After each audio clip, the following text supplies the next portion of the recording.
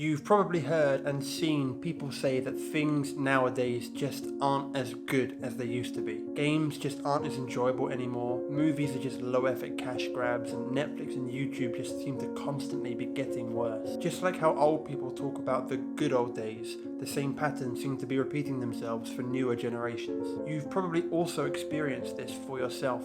Things that you used to enjoy just aren't as enjoyable anymore. You used to be able to spend the whole weekend playing one game, and now you sit and scroll through your library without anything really catching your eye. Breaking Bad was great, wasn't it? Why hasn't there been anything else that you can get hooked on? Flicking through Netflix for 30 minutes or just swapping to YouTube is more of a habit than binging a show. And yet, despite knowing this, you still try to continue to get pleasure from these activities. Weed stopped having any effect on you years ago, and yet you still spark up out of habit and expect to get the same results. You hop from game to game and expect to be able to recapture those feelings you used to have, but rarely if ever do you succeed. It's no wonder why our lives seem so boring and unfulfilling when we're constantly bashing our heads against the wall of our past pleasures and wondering why we're only getting pain as a result. But there's another side that we often overlook. When this decline of enjoyment starts, it's easy to blame the activity and say that things have just gotten worse, and eventually when something good comes out again, then you'll be able to enjoy it like you used to. But if you look around in the world, there are definitely people who are still enjoying these new things in the same way that you used to when you were younger. It doesn't matter if it's Halo 2 or Fortnite, TikTok or YouTube,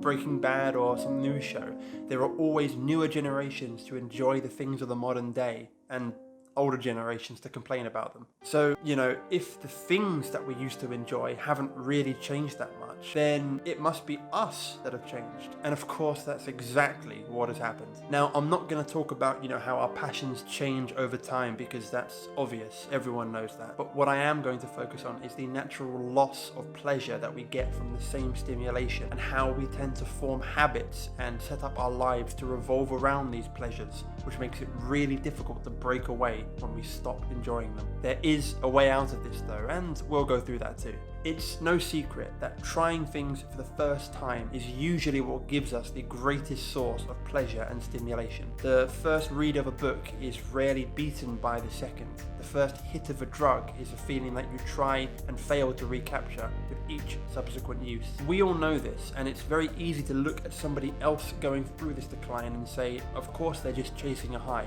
They're never going to feel the same way as they did that first time. However, and unfortunately as it is with most things, it's more difficult to look at ourselves and notice when it's happening to us. A drug addict on the street is a really clear example of someone whose chasing of past pleasures has led them to ruin, but spending 3 hours searching for a video game to play every evening and never finding one, it's not so easy to realize that fundamentally they're the same problem. Overexposure to the same stimulation over time will naturally lead to worse and less powerful results. And yet, as said earlier, because we set up our lives and habits around these pleasures, it makes it really difficult to move on when we stop getting enjoyment from them. There are legions of 30 to 40-year-old gamers out there who stopped enjoying games in their early 20s, haven't enjoyed them for over a decade, but whose consumption of media, whose purchases, whose life still revolves around gaming as though it's their number one passion. This does nothing but reinforce their identity as a consumer of whatever it is they're consuming, and makes it really difficult to try anything else. People love the comfort that identity provides and try to slot into the view that they and society have of themselves. Any idea of change becomes something so far out of reach that we don't even want to try.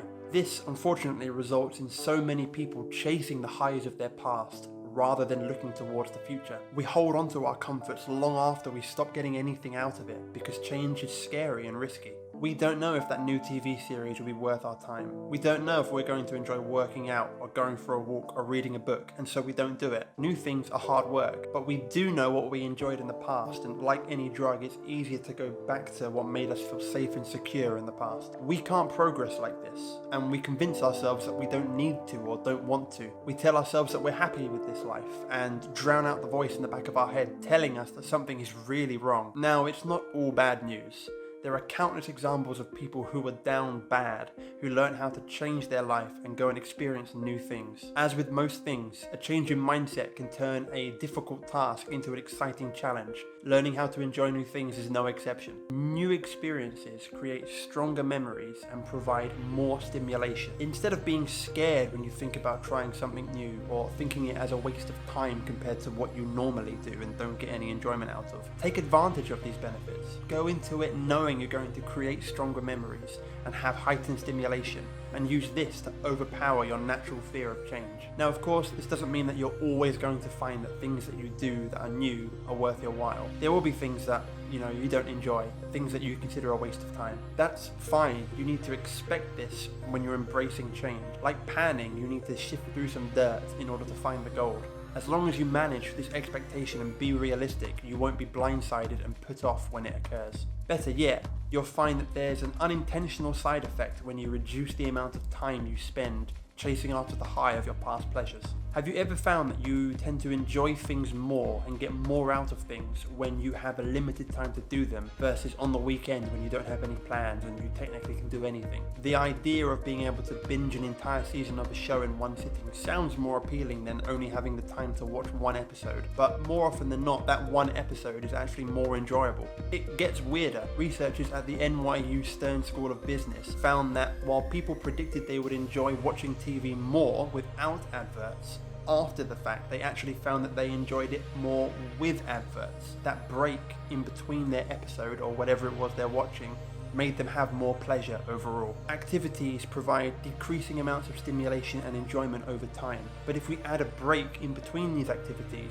we can regain the pleasure that we get from them. I really encourage you to try this out yourself if you find yourself often spending hours scrolling on Steam or Netflix instead of actually playing or watching something. So to summarize, you aren't enjoying things less because things have gotten so much worse and things are of a lower quality compared to how they've been. You're just not getting the same level of stimulation from the things that you've been doing for years. Stop looking at new things as scary and a potential waste of time, and embrace the fact that they create stronger memories and give you higher levels of stimulation and potentially pleasure. Stop going back to the things that you know you don't enjoy anymore and expecting the results that you got 5, 10, 15 years ago, because you'll find nothing but disappointment. By doing this, you'll not only find new hobbies and potentially new passions, but you'll also end up enjoying the things that you used to do even more. Thank you guys so much for watching. If you feel like you've resonated from this video and you'd like to hear more from someone who's probably gone through the same experiences as you and grown and come out the other side, then hit subscribe and the post notification bell to find out when I upload a new video. Until then though, my name's Dan, and remember, always keep on smiling.